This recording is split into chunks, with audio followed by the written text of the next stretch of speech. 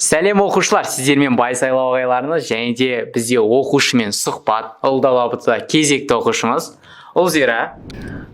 Таңдау пәніңіз? География ағылшын. ұбт-ға дейін қанша балл алдыңыз? Ең бірінші балым 69 болған. 69. Қаңтар ұбт-сында. Мартовскийде қанша алдың? 87. Бірінші попыткада? Ең бірінші попытка қайсы? Не ма? Нағыз ұбт. Нағыз ұбт-да мен 112 алдым. Екіншісінде? Тоже 112. Неге өспедің? Дайындалмадым. Дайындалмадың да? Дайындалу керек еді. Так что дайындалыңдар. Грантқа түстің ба? Иә. Қайда түстің? Казгю. Казгю? Иә, туризм мамандығына. Астанаға? Иә. Қуаныштысың? Иә. Проходной қанша балмен түстің? Проходной негізі 93 болды грантқа. Аха. Сіз 112 112 мен түстім, иә. Неше адам түсті грантқа? 315 грант бөлінді. Қанша грант бөлінді? 315. Неше мамандыққа? Туризм өзіне сол 315, туризм. иә. Аха, жақсы, керемет. Казгюда негізі көп грант бөлінбейді деген стереотип бар еді ғой? Жоқ, көбісі ойлайды, онда тек қана ішкі грант деп, но мемлекеттік грантпен түсуге болады онда. Болады да? Иә. Жақсы. Так что имейте в виду. Туризмға егер платныйға түссең қанша теңге? Жыл сайын оқу? 500 мың, 600 мың теңге. 500-600 мың теңге. Иә. В принципе, стипендияға түскен дұрыс па? Иә. Грантқа. Конечно. Не істейсің да 500-600 мың? Еще сен общагіде тұрасың да? Иә. Аха, керемет. Стипендияға қанша аласыңдар? 31 мың. 31 мың 250. Иә, сол. Жақсы, біздің курсқа қанша теңге төледің? Примерно. Мен 5 айға 180 мың теңгемен қатыстым. 180 төледің. Иә. Қазіргі оқушылар 105 мың қатысады бір жылға. Бір жылға. 5 пәнге ше. Қалай, ақталды ма? Иә. Қуаныштысың ба? Конечно. Аха. Курсқа қатысқаннан өкінбейсің ба? Жоқ, өкінбеймін. Аха. Ағылшын географиядан да? Ағылшын география грант аз деген адамдарға не айтасың? Егер оқысаң, грантқа түсуге мүмкіндік бар. Бар да? Иә. Но Балл жоғары болу керек. қалай болды жалпы? Ағылшынша білмейтін адамға ағылшындадан қиын ғой да? Ағылшынды білмейтін адамға жоқ, ағылшын негізі ережелердің барлығы оңай. Негізі ент-да тек қана грамматика бойынша келеді ғой көп нәрсе. Андай speaking, writing, жоқ. Ондай болмайды. listening жоқ. Жоқ, ол жерде только не бар. Чтение бар. Оқитын. Сосын? Барлығы жазылып тұрады, кәдімгі оқы сауаттар. Просто соны не істей саласың да, таңдай саласың. Жақсы, керемет. Ағылшын қиын болды ма ент-да? Ент-да жоқ, қатты қиын болған Қай жоқ. пән қиын болды саған? Маған негізі басында география қиын болатын. Сосын? Ең алғашқы балым менде 11 ғана болды. 45-тен ба? Иә. Мәссаған, андай дегенді қою керек істейсің. Аха. 45-тен 11 болды. Сосын екінші ент-да уже 20-ға көтердім. Үшіншісінде уже 35 болды. Аха. Неде ма? Нағыз ұбт-та? Иә, нағыз ұбт-та 35. Ағылшыннан қанша алдың? Ағылшыннан ең бірінші 24, сосын 26-ға көтердім. Жайлап, сосын 34 болды. Керемет. Әдемі результат. Математикалық Қазақстан тарих қай пән қиын болды? Негізі Қазақстан тарих қиын болды. Қанша алдың? 15-тен 15. Ойынша? Иә. Қиын болды, бірақ алдыңыз. Молодец, не көмектесті 15-тен 15 алуға? Негізі алдыңғы жылы келген базалар бар ғой, соларды жаттадық қой біз курста. Соны тапсыру арқылы, жаттау арқылы. Негізі куратормен да? Иә. Негізі қайталанып келеді сұрақтар. Так что бізге жазылатын болсаңдар, куратормен бірге пакетіне жазылып алыңыздар. Сосын матсауаттылықтан ше? Матсауаттылық басында 10 болды, сосын 13-ке көтердім. 15-тен 13 алдым. Мартта 13 болды. Сосын қалған нелерде уже кішкене таңдау пәніне көп көңіл бөлінді да, и ол қалып қалды, 12 алдым. 12 алдың, 15-тен. Нағыз ұбт-та 12. Қай тақырыптардан қателестің матсауаттылықта? Негізі көп тақырып геометриядан болды. Геометриядан болды да? Аудан табу? Аудан емес енді. Андай трапеция деген сияқты. Комбинаторикадан ше? Комбинаторика мен жақсы білемін. Жақсы білесің да? Керемет. Ағылшыннан бір осы тақырыптан көп келді, грамматикадан деген бар ма? Комплекс объект. Көп келді. Комплекс объект. Иә, сосын идиома және елтануды тоже қалдырып кетпеу керек. Елтану. Ежелгі елтану деген бар да ағылшын ішінде? Ежелгі деген білмеймін. Типа баяғы сұрақтар келеді ғой? Иә. Ежелгі сұрақтар келеді. Иә, келеді. Ежелгі дүние тарихының сұрақтар сияқты ана жерде да? Сондай келеді. Ағылшын қосылып кеткен. Қалай қиын болды ма? Маған елтану қиын болды, иә. Жансая апаймен. Иә, негізі ағылшынға қатты көп көңіл бөлген жоқпын, өйткені менде фундамент болды басында. Ағылшын оңай болды. Қиын болған пән саған? География негізі басында мүлдем ұнатпайтын географияны. Қойш. Оқығым келмейтін, иә. Сосын уже бастағаннан кейін, тем более Руслан ағаймен бастағаннан кейін, сосын маған постепенно уже ұнап бастады. Өзіме қызық бола бастады. Сосын до конца соны оқыдым негізі, географияны. Именно сол географияға көп көңіл бөлдім. Ағылшыннан жаңағы комплекс обжект па? Комплекс обжект. Географиядан қандай тақырып? Географияда негізі жаңа тақырыптар көп келеді. Қандай? Жаңа программа 10-11 сұрақтары. Жақсы. Ал Қазақстан тарихынан қай класстар? Қазақстан тарихынан әртүрлі. В принципе, 9-ды қаттырақ оқу. 8-9, иә, солар. 8-9-ды көбірек оқу керек. Математиктан? Стандартный ма? Адам жасын анықтау? Иә, сондай ғой. Кітап бетін анықтау? Геометрия көп көңіл бөлу керек. Көп көңіл бөлу. Оқушыларға не айтасың? Қандай бір география дайындалуда нені лайфхактар анау-мынау? Негізі сондай ауызша сабақтар бар ғой, жаңа география сияқты сабақтарға дайындалған кезде каждый сөзіне мән беріп оқу керек. Например, кітапта жазылғанды деп айта алмаймын енді. Просто осы курста мұғалімдер айтқан каждый сөзіне мән беру керек. Себебі ой, мынау сұрақ келмейді ғой ертең деген өзінде ол сұрақ айналып келеді екен. Түсінікті. Жақсы. Түсіндім. Ал тағы бір не бар еді? Тақырыптарды пропустить етпеу керек та? Иә. Тағы не айтасың оқушыларға? Қандай сұрақты пропустить етіп алдыңыз деп айтар едің? Мынаны еске алайықшы. Олар сен 11 жасқа көштің ғой, сол сияқты көздері мөлдіреп, ауыздарынан сүті кеппеген деп кәдімгідей айтып отырсың да? Бесіктен белі шықпаған ба? Сондай оқушылар сұрақ қойғысы келіп отыр. И оларға не білу керек маңызды? Мынаған точно басқа тұр ма? Мынаған вот басқа тұр деген сияқты.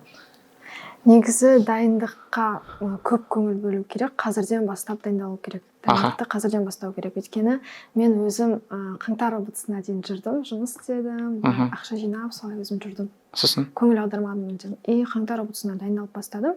69 алдым ғой жаңағы. Өзім балымды көргеннен кейін настроение түсіп, сосын ол маған бір жағынан мотивация ретінде болды. Ойбай, енді оқушылар былай істемеңіздер. Оказывается, бізге қиналу керек екен. Біз жұмыс істеп ақша тауып, қаңтарда бастайық деп жоқ. Иә, наоборот, мен айтып жатырмын, солай істемеңдер деп айтып жатырмын. Істемеңдер, иә. Сосын мен 4 ай ғана қалды ғой, майға менде 4 ай ғана қалды қаңтар ұбытысынан кейін. Февральда қатысуды бастадым курсқа. Сосын 4 айдың ішінде маған барлық 5-ші сыныптан 11-ші сыныпқа дейін тақырыптарды қайталау қиын болды. Сосын? И мен күнде 3-4 тақырыптан өттім. И ондай өткен кезде сіздерде уже миыңыз каша болып кетеді ғой. Сосын? Сондай болып кетті менде.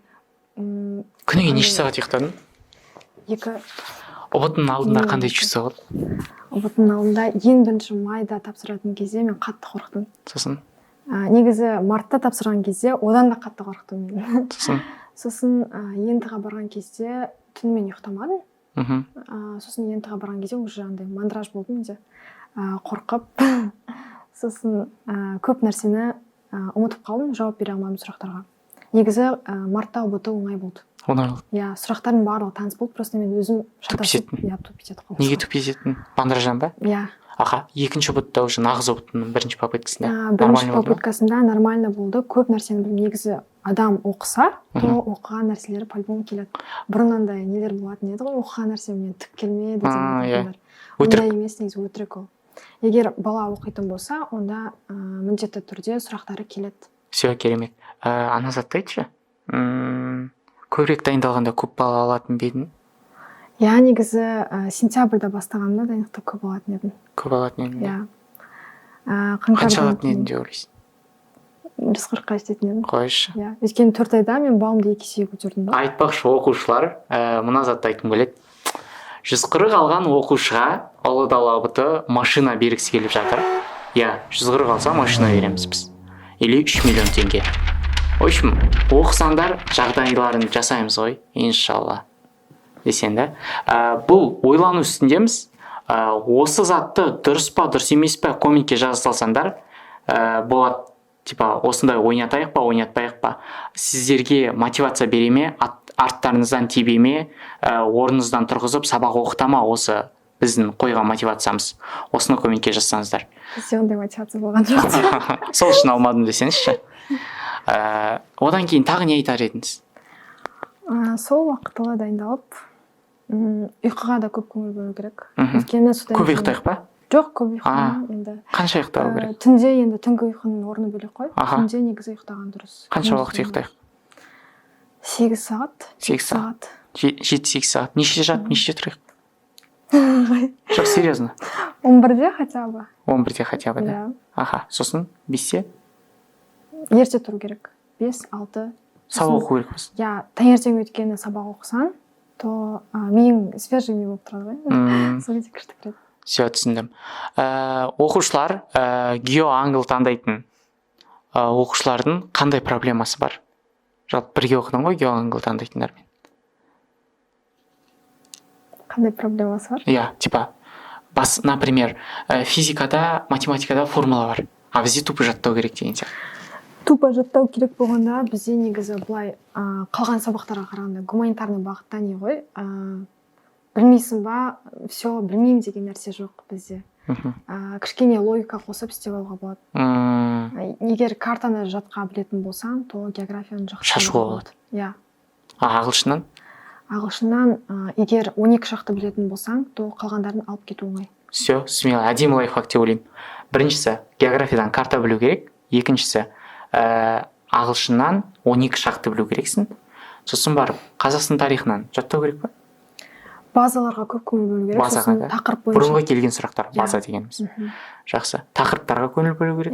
Математикалық математикалық сауаттылықтан комбинаторика көп келеді. Сосын геометрия. Адам жасы, солар. Кітап бетін анықтау. В принципе, стандартный сұрақтар.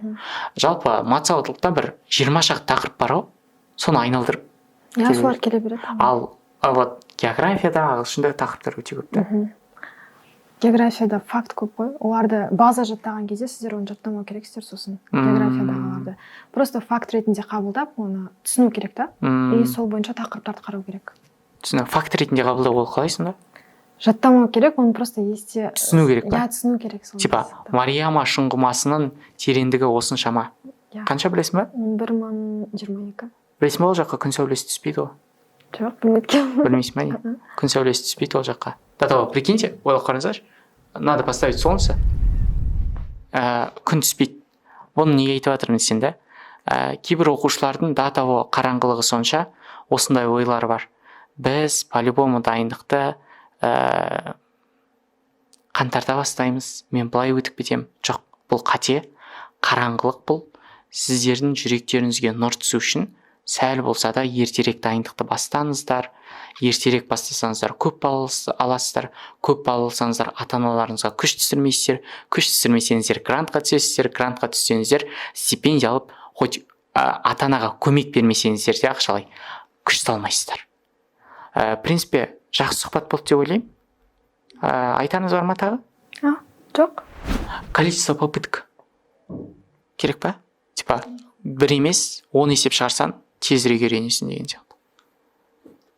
10 есеп шығарсан дейді.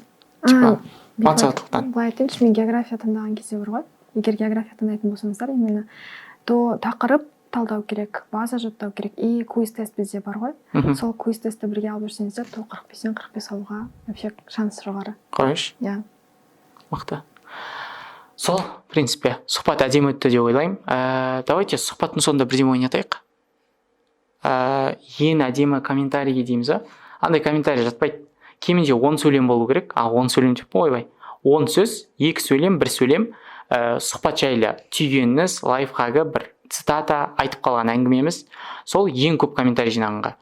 И андай болмайды, қалай айтсам болады, 5000 теңге ойнатамыз. Андай болмайды, не істеуге. Өтірік, ата-анам аман болсын десе лайк бас дейтін, Құдайға шүкір десе лайк бас, ондай келмейді. Чисто сұхбатта не айтылып, соны жазу керексіздер, қайсысы көп лайк жинайды, соған береміз. 5000 теңге ойнатамыз, примерно 2-3 күнде жауабын айтатын боламыз. Сол, рахмет үлкен Ұлзира, сұхбатқа келісіп, өз ойымен бөлісіп, оқушыларға не істегеніне. Все, рахмет. Рахмет. Оқушыларға. Сау болыңыздар. Давайте.